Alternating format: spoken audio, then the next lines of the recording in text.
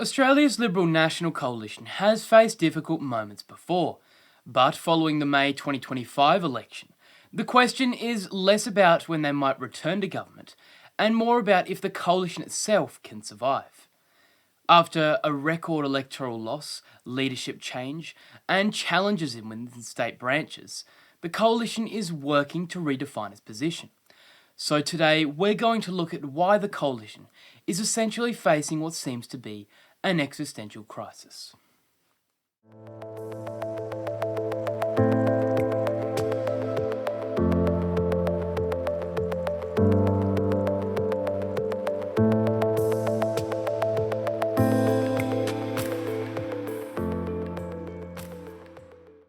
The 2025 election delivered a decisive result.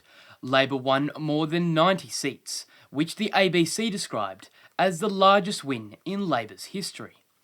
The Liberals were also reduced to 28 seats, while the Nationals secured 15.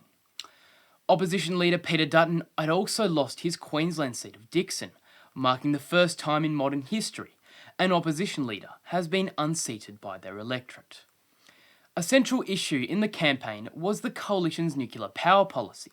The plan proposed 7 small plants by 2035 at a cost of $358 billion, while some experts placed the cost of upwards of $600 billion.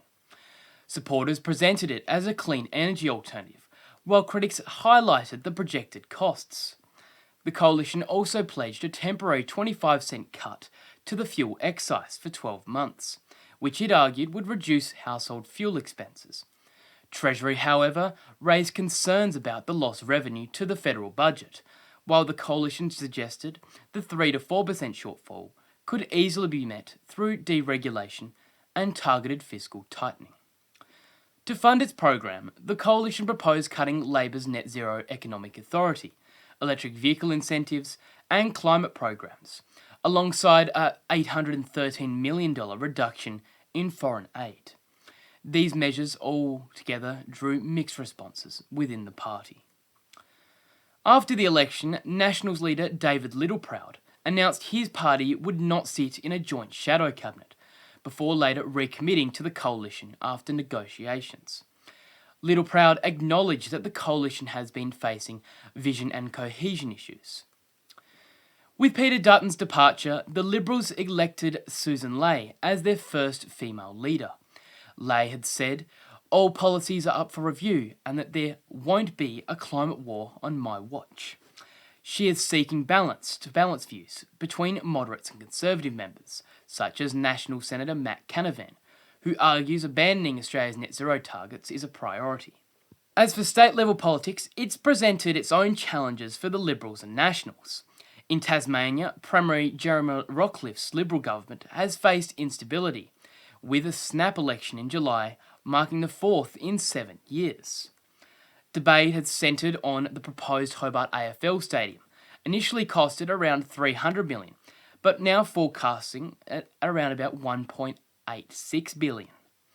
An independent review estimated a return of 53 cents to the dollar, contributing to a no-confidence vote and defections thereafter. State debt is projected to rise from $3.5 billion to more than $10 billion by the decade's end, according to economist Sol Eslake. While the Liberals were able to hold on to minority government, the crossbench shifted drastically more progressive, with the majority of the lower house now leaning left. However, Labor was unable to secure a coalition agreement with the Greens or able to cooperate with the crossbench.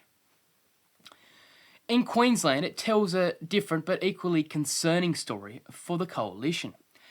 Premier David Crucifulli's LNP government, elected in 2024, has faced controversy over health, education and cultural policies. Early decisions including halting hormone treatments for minors and reviewing school programs prompt criticism and subsequent adjustments.